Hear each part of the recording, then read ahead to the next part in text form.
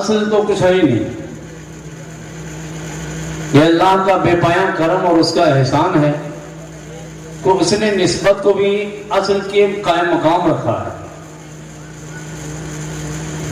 الحمدللہ بہت سارے حجاج کرام ہیں اسی مجمع میں، بہت سے ایسے بزرگ ہیں جنہوں نے حج کیا ہے، عمرے کا شرف حاصل کیا ہوگا، اور اب تو بہت سے لوگ مل سکتے ہیں کہ اگر خاص کسی مقصد سے سفر نہیں کیا ہے تو اب تو بہت سے لوگ وہاں رہتے ہی ہیں، تو عمرہ کرنے کی تو سعادت مل ہی جاتی ہے.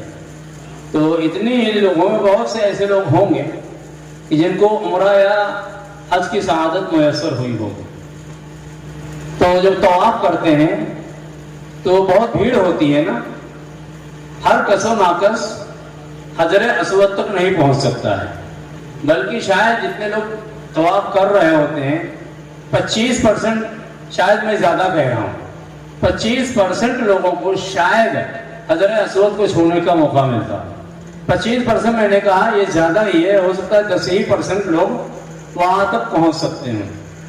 بقیہ تقریباً 80-90% لوگ حجر اسود کو بوسہ نہیں دے پاتے ہیں، ہے کہ نہیں؟ اور وہاں تو ان لوگوں کی راجدھانی ہوتی ہے، ان کا راج چلتا ہے کہ جو 7 فٹ کے ہوتے ہیں، نہایت لحیم شہیم، توانا تندرست، عظیم الجثہ، بھاری بھرکم سوڈان کے لوگ، ان کا راج ہوتا ہے.